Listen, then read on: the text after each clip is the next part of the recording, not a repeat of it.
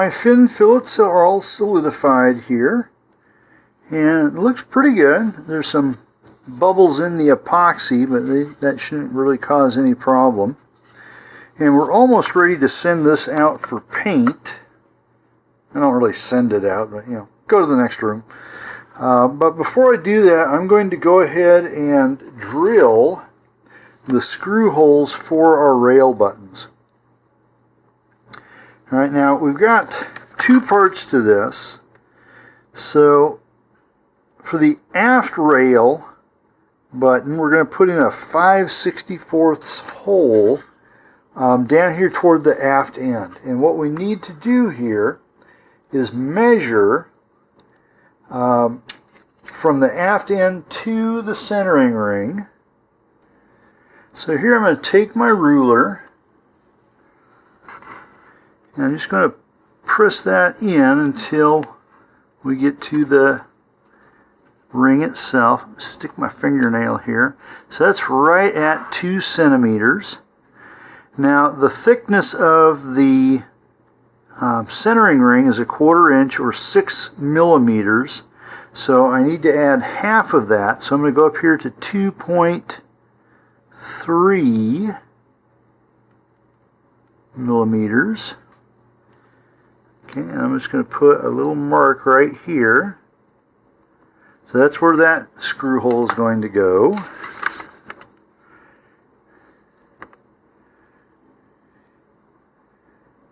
Alright, then we're going to make a 3/16 inch hole 6 inches from the forward end. Okay, so here we'll go ahead and work in inches here. Alright, so there's 6. And this needs to be at least this far. Now I can predict here I'm going to have trouble with that, okay? Because we're going to be putting in a weld nut or a T-nut in here, and you need to be able to push up against it. So if you've got big hands, you may not be able to get them far enough in. Now I can just do it. As long as I don't have to do a whole lot of fiddling around with it, I can probably do this. But you may want to find an assistant with smaller hands if you have big hands to help out with that part. So I'm going to go do my drilling off camera, and then I'll come back. I have my holes drilled, so here's my 3/16 inch hole, 6 inches from the forward end of the main tube. Alright, there's my 5/64 hole, and that should be, it felt like it went right into the ring there. Now I'm not going to do anything else with these until I get this painted. If you want at this point, you can erase the rest of the line here or just paint over it, whichever you prefer. But this will need to be primed first, and typically I do anywhere from 2 to 4 coats of a filling sandable primer. And here's what that looks like on the payload section here. So this is still just a little bit wet. I'll do some very light fine sanding on this when it's completely dry. If you want, you can keep adding layers and sanding until you completely fill in the spirals. I usually don't worry about it. They're not that noticeable once all the paint gets on. And then after that, I'll add the finish coat here. This is the nose cone, and it's already been primed and sanded, and it's had several coats of a satin finish paint here. It's kind of a magenta, I guess you'd call it.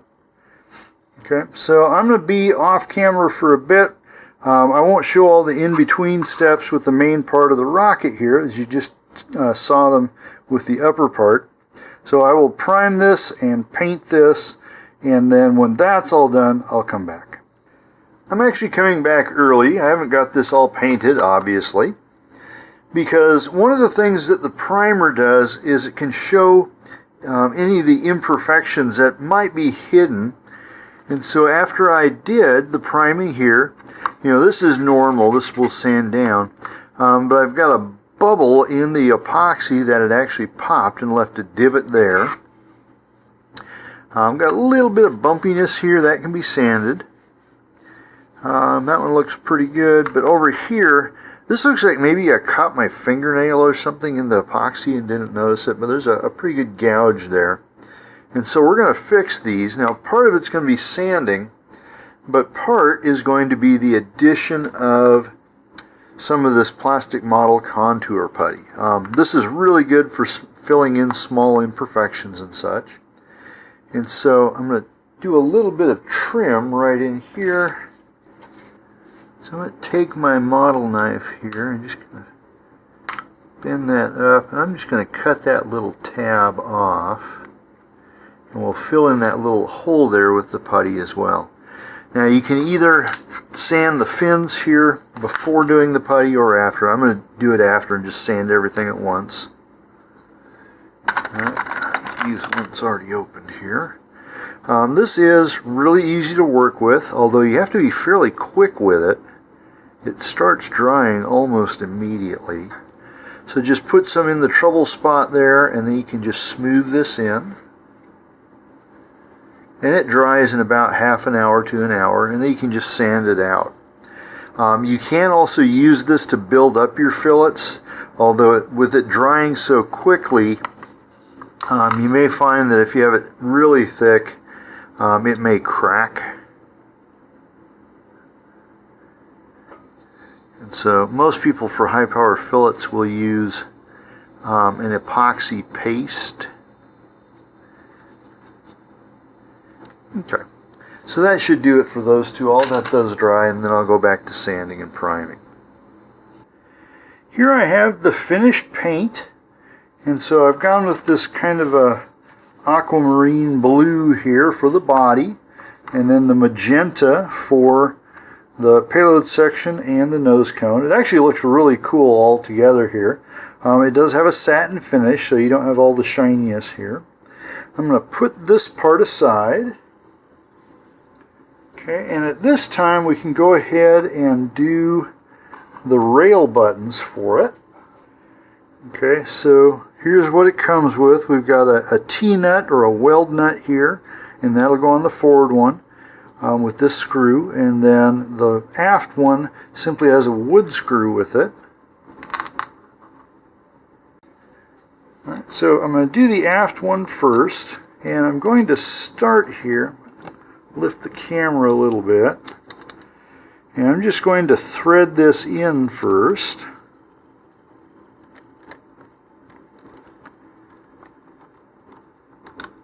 Alright, just to let it bite there.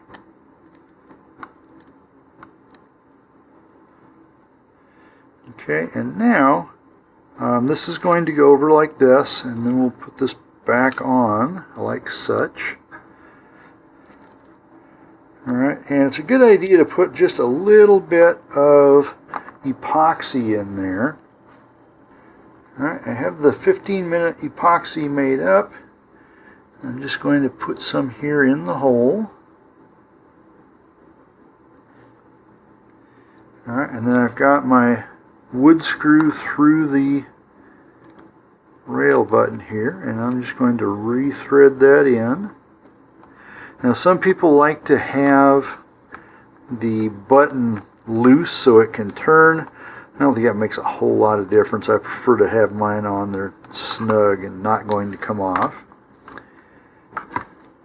Alright, now the tricky part for this part is that I have to put this T-nut or weld nut up from the back. And in this case I'm going to do it without a glove on because the glove actually kind of grabs against the body tube here. Oh, first try. Alright, so now we're going to put that on there. Alright, we'll follow that with the launch or the rail button. And we got a little screw on top of that. Okay, and now we can go ahead and stick that on. Alright, but there's a little bit of epoxy on the weld nut there on the side that faces the surface of the tube. So as I tighten this down, that'll kind of squish in, and that should hold everything tightly. Okay, so we get the forward and aft rail buttons. And now we can put on the motor retainer here. Okay, the first thing I'm going to do is just take a little bit of sandpaper here and roughen up the inside of the part of the adapter that's going to attach. This will just give a better surface for adhesion there. And I'm going to do the same thing here on the tube. Alright, you don't need to do a lot. You just want to take off any glossiness there.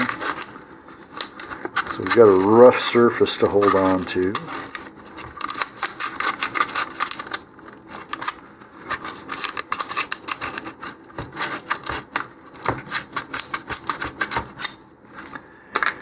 Okay, we'll just remove some dust from that. There. Okay, and so now I'm going to take my epoxy. Let's see if I can do this without dropping the rocket.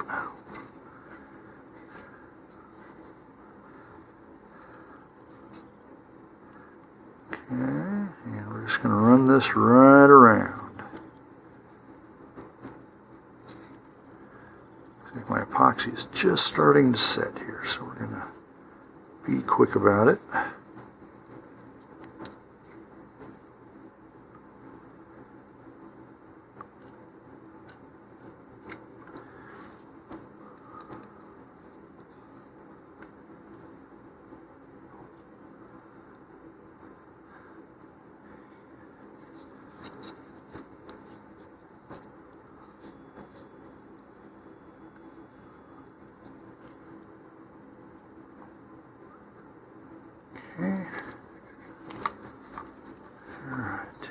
Make sure we got a bead all the way around.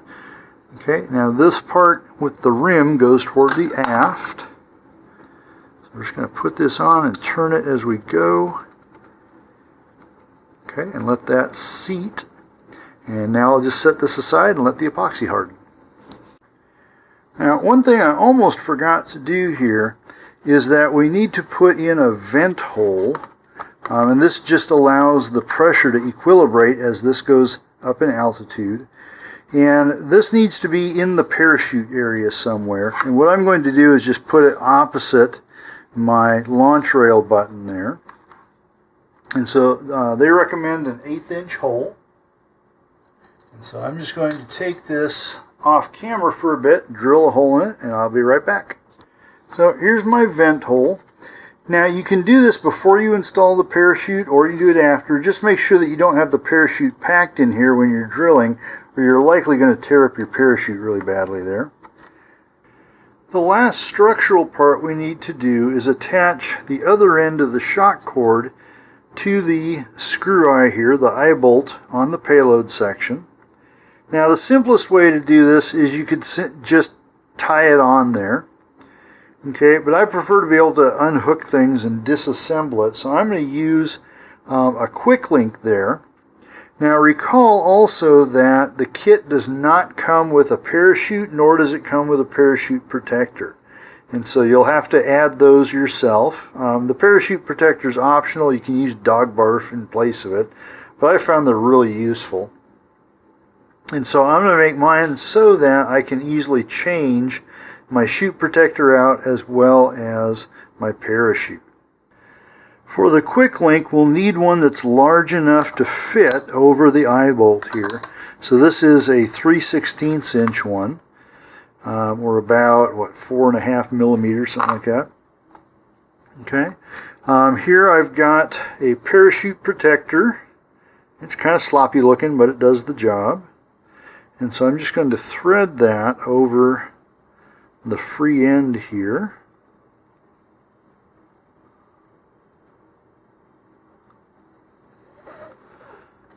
Alright. And then we'll need a loop here. And you can do that in two ways. You can sew it, and you'll want to use some fairly extensive stitching there, as this needs to be really strong. Or you can simply tie it. And this will be much the same way that we had for the anchor eyelet attached to the motor mount. Okay, Okay, so something just like that. Now here I am not going to epoxy the knot because at some point we may want to change this out and it's hard to get it over the knot. Alright, and then we just hook that in here and here. Okay, and then I've got a parachute here. This one's actually a little bit bigger than they call for. This is a 36 inch, but it's what I have handy. And I've already got it set up here so that it's on a snap swivel, or not a snap swivel, but a swivel, barrel swivel. Alright, and then I've got a Kevlar lanyard here, and that can hook just right on in here.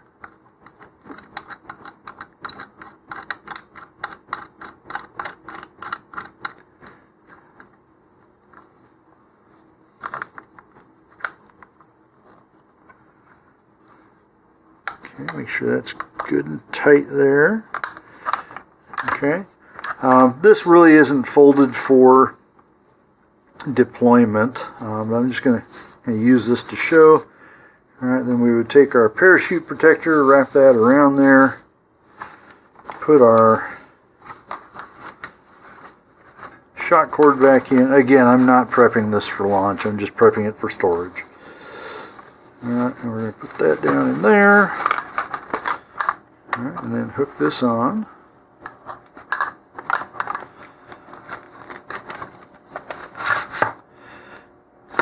Okay, so now going from the tip here,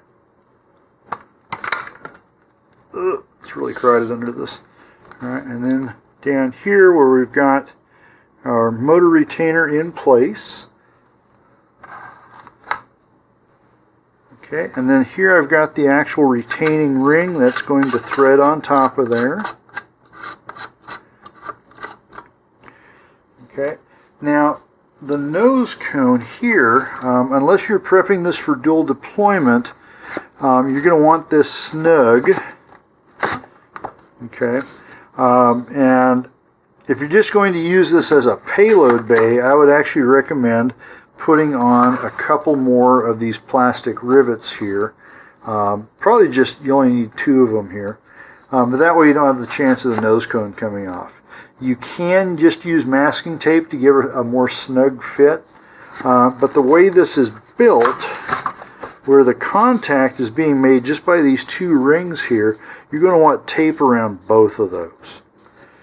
All right, and I have had instances where, just due to the shock of ejection, that even with tape on this, I've lost the nose coming in. It fell down all by itself. Fortunately, it didn't hurt anybody or the nose cone. Okay, but our main separation is here, and so just like you would any other rocket, you can do a shake test on this. Now, I don't have the room to do it under here, but this is actually nice and firm, so I'm not too worried about that. Now, I am going to show you a couple of modifications that we've talked about in passing. So again, on this one, I did not glue the coupler into the payload section. I used these plastic rivets so that later on, if I wanted to make this dual deployment, it's easy to just take this apart, remove the coupler here, put in a coupler that contains an avionics bay, and put it back together. Now, I'm in the process of putting together another of the same kit. This one, I went ahead and glued the payload bay to it. Okay, so I just epoxied that in there, which gives it a good, strong joint there, and you don't have the rivets sticking out. But this also means that if you want to make this one dual deployment, you have to change out the entire payload bay. That's not really a big deal, but it does make it a little less versatile here. Down the other end, okay, this is one, I haven't put the fins on yet, but this is one that I used the standard Madcow mount here. So when using this type of mount, the motor is going to go in here, and then this ring simply fits over like this, and the 2 screws go in.